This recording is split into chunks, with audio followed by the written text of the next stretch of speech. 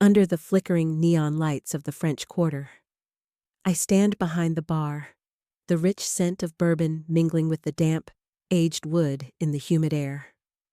My name is Elise, 34, manager of a small but upscale restaurant in New Orleans, where fake smiles and expensive wine hide lonely hearts.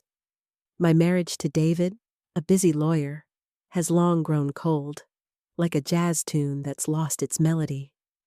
Tonight, I just want to do my job. But then his gaze catches mine, a spark igniting in the darkness, burning through every wall I've built. Hit like subscribe and ring the bell to join me in this tale of temptation. The bar glows with dim golden light, neon from the French Quarter streets spilling through the glass windows, casting red and blue streaks across the polished wooden floor. A saxophone hums from a corner of the room, smooth as a whisper, blending with the chatter and laughter of patrons. I stand behind the counter, my black dress hugging my frame, brown hair cascading over my shoulders, a few stray strands sticking to my forehead in the summer evening's heat. My hands glide over the reservation list, but my mind drifts, like a boat adrift on the dark Mississippi.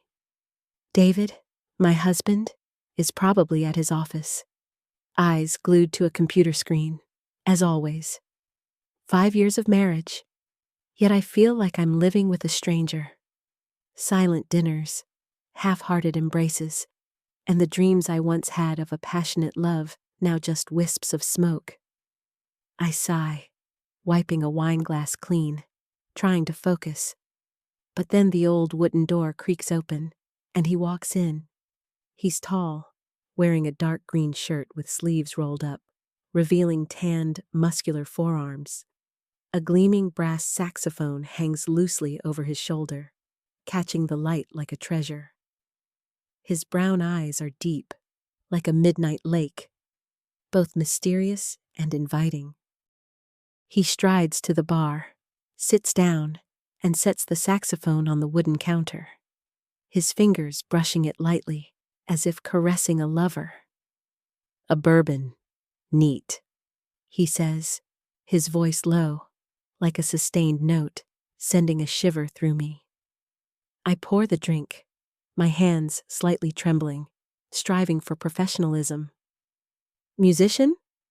I ask, glancing at the saxophone. He smiles, a crooked grin, as if he holds a secret I've yet to uncover. "Marcus." He introduces himself, his gaze locking onto mine. "And yes, I play, but only when my soul needs to say what words can't." I laugh, masking the flutter in my chest. "Sounds romantic," I reply, setting the bourbon before him. "But around here, people usually drink to forget, not to speak." He takes a sip, his eyes never leaving me, as if reading every thought in my mind. "And you, Elise?" he asks, my name rolling off his lips like a soft note. "What do you drink to forget?" I freeze, startled that he knows my name. Then I remember the name tag on my chest, and I blush. "Just a long day," I say, avoiding his gaze, but my voice falters, as if he's touched a hidden corner of my soul. "A long day, or a long life," he presses, leaning closer, his breath carrying the scent of bourbon and something wild, like river wind. I don't answer immediately, turning to rearrange bottles on the shelf, but my heart pounds, like drums in a frenzied jazz piece. "You don't seem like someone who just lives to pay bills," he continues, his voice a siren call.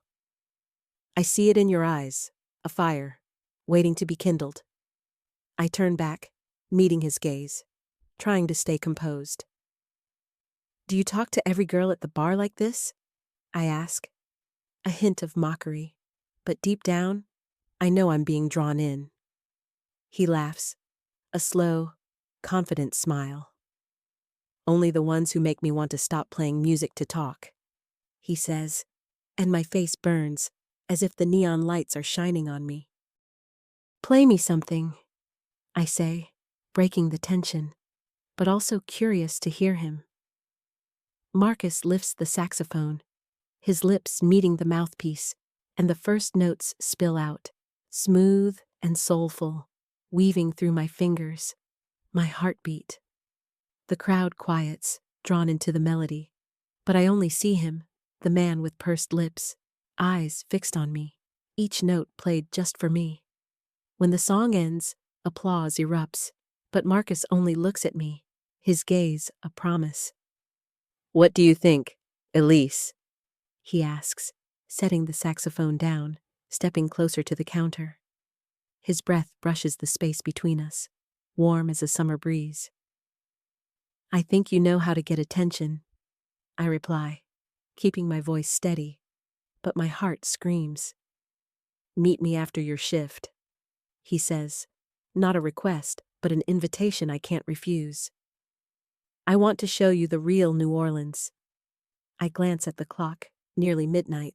David's probably still at the office, as always. I look at Marcus, feeling like I'm at a dangerous crossroads. I'll think about it, I say, but inside, I know I'm already caught in his gaze, like a boat swept into a storm. The next night, I return to the French Quarter, not for work, but for a yearning I dare not name. New Orleans streets are wet, shimmering under neon lights, as if the city whispers of secrets never to be told. Marcus waits for me under the bar's awning, saxophone in hand, his gaze a flame ready to consume. I know I shouldn't, but my feet move toward him, like waves pulled to the shore, hit like subscribe, and ring the bell to dive into this storm of passion with me. A light rain falls, dampening my brown hair, strands clinging to my cheeks, but I don't care. Marcus stands there, his black shirt clinging to his body from the rain, shirt revealing chiseled lines beneath, like a statue under golden lamplight. You came, Elise, he says, his voice low, like a sustained note, his eyes gliding over my frame, slow, like an invisible caress. I said I'd think about it, he replies, trying to keep my tone playful. But my heart races, like drums in a wild jazz riff. Come with me, he says, offering his hand, fingers rough but warm, as if they've played 1,000 notes to hold their heat. I hesitate, my gaze catching a glint of his wedding ring, but I push it aside, placing my hand in his, feeling warmth spread like a spark on dry grass. Where to, Marcus? I ask, my voice trembling, half curious, half afraid. He smiles, his eyes twinkling like neon on the street. A place where you can forget everything and just feel, he replies, leading me through narrow alleys, bar lights reflecting on wet pavement, painting streaks of red, purple, and a vivid blue canvas, alive. We stop before an old wooden door, hidden behind red curtains in a narrow alley. He pushes it open, and I step inside, into a small studio aglow with golden light from hanging lanterns. Rough brick walls draped with red fabrics smolder like embers. The scent of oil paint, aged wood, and something primal fills the space, as if this room is a world apart, detached from the noisy New Orleans outside. A small wooden table sits in a corner, bearing 2 glasses of red wine and an open bottle. Welcome to where I truly live, Marcus says, setting his saxophone down, his gaze never leaving me. Where music and soul intertwine. I step inside, running fingers over a red fabric, feeling its rough texture. It's beautiful, I murmur, but it feels like a secret. He laughs, a slow, meaningful smile. Sometimes, secrets are what make us feel alive. Elise, don't you think? He pours wine into the glasses, handing me a glass, his eyes an invitation. Sit, he says, gesturing to a deep crimson sofa in a corner. Drink with me, and let's talk about things no one cares about. I sit, glass in hand, the rich, smoky blending with wine scent mingling with the damp air. So, Marcus, I begin, sipping, feeling the wine's warmth slide down my throat. When you're not playing saxophone, what do you do to keep your soul alive? He leans in, his eyes sparkling like light reflected in his glass. I dream, he says, voice low. Dream of untraveled roads, unplayed notes. And you, Elise? What makes your heart sing? I smile faintly, the wine warming my cheeks. I used to dream big, I say, staring at my glass. Opening my own restaurant, a place where people don't just eat, but feel. But then, life happened. My husband, work, bills. I pause, feeling exposed, as if I've bared a hidden truth. Marcus tilts his head, his gaze piercing. You can still dream. Elise, he says. I see it in your eyes, a fire, waiting to blaze again. We talk more about trivial things, the music he loves, Miles Davis, Coltrane, John Coltrane, jazz, the nights he plays until dawn, my secret sketches of restaurant designs in my notebook. The more we speak, I sense the more I feel an uncanny harmony. He understands the weight of being trapped, the yearning for something greater. You're more like me than you think, he says, setting his glass down, stepping closer. We're both chasing a melody to break free. His breath brushes the space between us, warm as desert wind. I set my glass down, my heart pounding, like a drum in a frenzied jazz piece.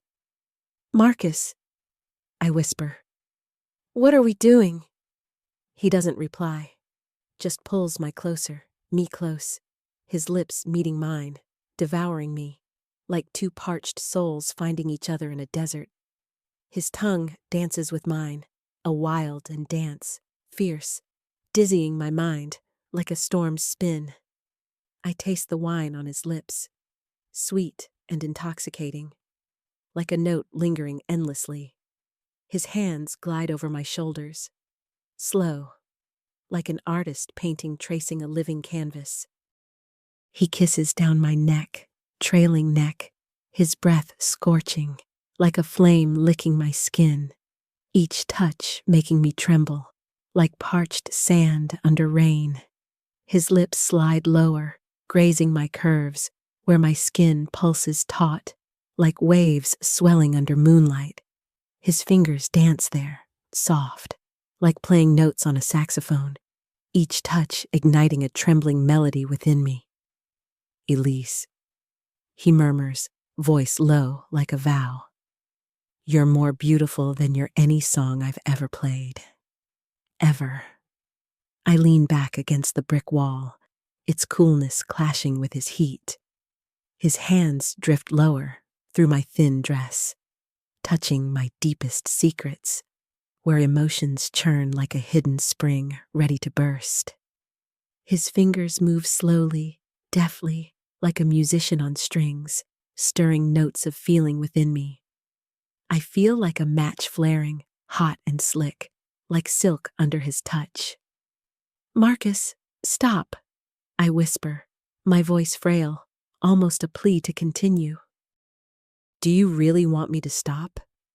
He asks, his eyes ablaze, fingers still grazing, making me quiver like a flame about to erupt. No, I whisper, surrendering to the fire within. I respond, my hands tracing his chest, feeling taut muscle beneath his shirt. I unbutton it slowly, like unveiling a secret. His shirt falls, revealing sun-kissed skin, gleaming under golden light, like a living painting. I tug his belt, metal clinking, his pants sliding down, revealing his fierce strength, like a dragon coiled, ready to blaze. I stroke it, fingers gliding, feeling warmth and life, like touching a living flame. I breathe him in, his scent, bourbon, wood, a hint of wildness, intoxicating me.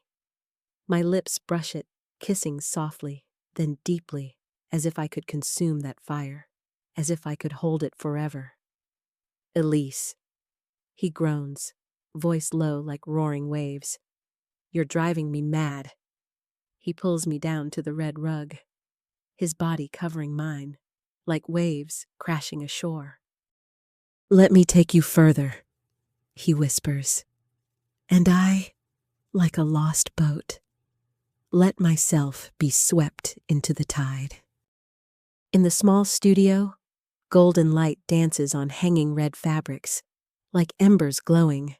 I, Elise, kneel on the red rug, my hands and lips lost in Marcus's fire, his fierce strength a living dragon under my touch.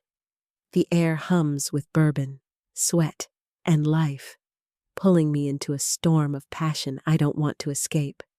But deep in my soul, a voice whispers of this fire's cost. Hit like subscribe and ring the bell to plunge into this storm with me. Hanging lanterns cast golden orange streaks, shimmering on rough brick walls, as if the room breathes with us. Scents of oil paint, aged wood, and forgotten wine glasses on a wooden table blend, crafting an intimate yet perilous space. I kneel on the red rug, my thin dress slipping off my shoulder, baring pale skin glistening with sweat. Before me, Marcus stands, his shirt stripped by my hands, pants pooled at his feet, his potent strength a dragon, searing and alive under the light. I look up, my hands still caressing him, slow, like playing a melody on his prized saxophone.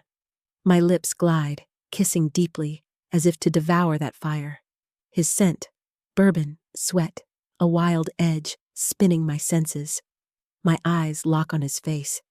Marcus's eyes shut tight, brows furrowed, lips pressed as if holding back a tempest. A low groan escapes his throat, a sustained note, making my heart race. Elise, he whispers, voice hoarse, you're unraveling me. I smile, a mischievous grin, power surging as I see him tremble under my touch. I continue, lips brushing lightly, then deeper, like a musician playing final notes before the crescendo. Marcus grips my shoulders, fingers digging into flesh, as if anchoring himself. Elise, enough! He groans, voice like crashing waves, and he pulls me up, firm yet tender, his eyes blazing, an unquenchable fire. He draws me close, his lips crashing into mine, ravenous. His tongue entwines with mine, a wild dance, dizzying me like a storm. His breath burns, laced with wine and desire, heating my cheeks like a struck match. Marcus, I murmur between kisses, voice faltering.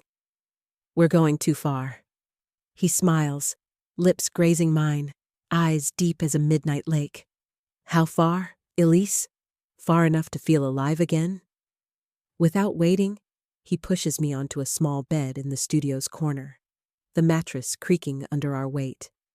Golden light bathes his body, highlighting chiseled lines, a living sculpture. He covers me, his body merging with mine, like waves crashing ashore, powerful yet gentle, an ancient rhythm. I feel each motion, slow at first, each pulse like a wave's crash, my eyes closing, my body a dammed stream, pressure building, ready to burst. Marcus! I moan, voice trembling, nails digging into his shoulders, clinging to the moment. He quickens, his hips moving in a frenzied dance, pulling me into a vortex of passion. Each motion a note, each touch a spark, my body searing, like a volcano about to erupt. Elise, he whispers, voice like roaring waves, you're all I crave. I clutch the mattress, nails sinking into fabric, feeling the dam about to break. Then it comes, like waves shattering, sweeping me into a storm of ecstasy. I tremble, my body melting, like a shore battered by waves, slick and searing. He follows, breaths ragged, blending with a low groan. Both of us like rivers merging, dissolving in the studio's golden light. But as I lie there, breath heavy, his phone flashes on the wooden floor, near scattered clothes. A message glows. "Marcus, our son's asking where you are." My heart stops. I push him away, sitting up, guilt crashing like a cold wave. "You have a son?" I whisper, voice shaking, eyes fixed on the screen. Marcus bows his head, silent, eyes full of regret. "Elise, I can explain," he says, voice rough, but I'm already standing, grabbing my dress, heart pounding. "Explain what, Marcus? That you have a family?" I nearly shout, tears streaming down my cheeks. I flee the studio, rain pouring outside, soaking my clothes, but it can't wash away the guilt. New Orleans streets lose their charm. Neon streaks now just fragments of a shattered dream. I walk on, leaving behind the fire that would consume me if I stayed. Yet deep inside, I sense another storm brewing, one I can't escape. New Orleans streets now seem a bleak painting, rain pouring, soaking me, but unable to tear down the wall of guilt crushing my heart. I, Elise, fell into temptation, ignoring the wedding ring glinting on Marcus's hand, ignoring my vows to David, my husband. Back in my apartment, I stand before the mirror, staring at a woman with red-rimmed eyes, wondering who I've become. But this wall isn't just guilt. It's a warning, a threat from the woman who knows my secrets. My apartment is shrouded in darkness, only a table lamp casting light on white walls, shadows dancing like relentless memories. The smell of cold coffee from a mug blends with damp air seeping through a cracked window. I sit on the sofa, my wet dress clinging to my skin, hair tangled, strands sticking to my cheeks, like ropes tying me to the studio. Images of Marcus flood my mind, his eyes shut as I kissed him, his low groan as we merged, and the chilling message. "Our son's asking where you are." I grip my phone, fingers trembling, wanting to erase him, but it buzzes, a message from Marcus. "Elise, I need to explain. Meet me, please." I don't reply, swiping to delete the message, but my heart races, like drums in an uncontrolled jazz piece. Then the phone buzzes again, an unknown number. I hesitate, breath heavy, then answer. A cold female voice cuts through, sharp as a blade. "I'm Marcus's wife. I saw you at the bar last night. Elise, we need to talk." My heart plummets, breath catching, as if the room's air is drained. "Today, the park near your place, 10 a.m., she says, voice icy, then hangs up. I sit frozen, mind reeling, recalling last night. Marcus's gaze, neon lights through the bar's windows, and a fleeting figure outside, a blonde woman, eyes sharp, but I was too lost in Marcus's smile to notice. She'd been watching, perhaps seeing me leave with him, slipping into the alley to the studio. Worse, she checked Marcus's phone, finding his messages to me. "Elise, I can't stop thinking about you." A photo he took of me at the bar, hair loose under the lights, was there too. Guilt surges, a cold wave, making me shiver. That night, I don't sleep. I stand by the window, watching rain pour, drops sliding down the glass like tears I can't shed. Marcus's image haunts me, his fingers tracing my body, his groan as we merged, the wedding ring I ignored. I press my forehead to the cold glass, whispering, "Elise, what have you done?" Each raindrop is a reminder, a hammer striking the wall of guilt I've built. The next morning, the rain stops, but the air is heavy, as if New Orleans holds a secret. I reach the park, shoes squelching on stone paths, breath misting in the cool air. She stands under an ancient oak, blonde hair tied high, black coat, eyes sharp as knives. "You're Elise," she says, voice calm but loaded, like a storm waiting to break. I nod, unable to meet her gaze, feeling like a caught child. "I'm sorry," I whisper, voice trembling. "I didn't know he had a family." She laughs, a brittle sound like shattering glass. "Don't lie, Elise," she says, stepping closer, eyes piercing. "I've been watching Marcus for months. I saw you at the bar, how you smiled at my husband, how you followed him into that alley. I checked his phone last night, his messages, his words to you. You think you can steal my son's happiness?" Her words slice my heart, and I bow my head, unable to argue. I recall Marcus's gaze, his touch, the ring I ignored. "I didn't mean to ruin your family," I say, tears spilling, hot like the fire I felt with Marcus. "I was wrong. I'll stop." She steps closer, eyes a cold flame, unyielding. "You will stop," she says, voice low, sharp, "or I'll ensure you lose everything, your job, your reputation, your life. Don't test me, Elise." Her threat is a chilling wind, making me tremble. I nod, tears falling to the ground, like lingering raindrops. "I promise," I whisper, voice breaking, then turn away, steps heavy on the path, back at my apartment. I sit on the sofa, the lamp illuminating my weary face. My phone buzzes, another message from Marcus. "Elise," I told her, "I want to be with you." My heart races, part of me wanting to believe, but I know it's a lie to pull me back. I open my contacts, finger hovering over his name, then block him. But a soft knock sounds at the door, like a sudden drum in a sad song. I start, heart pounding, approaching the door, but hesitating. "Who's there?" I call, voice shaking, but only rain answers. I crack the door, peering into the dark hallway, finding only a small, rain-soaked note on the floor. I pick it up, unfolding it, my heart stopping at the handwritten words. "Don't think this is over." Rain falls heavily outside, like hammers striking the wall of guilt I can't dismantle. The next morning, I stand on my apartment balcony, watching New Orleans wake under golden sunlight. The city remains beautiful, with jazz echoing, the scent of coffee and beignets on the breeze, but I'm no longer the woman who stepped into that studio.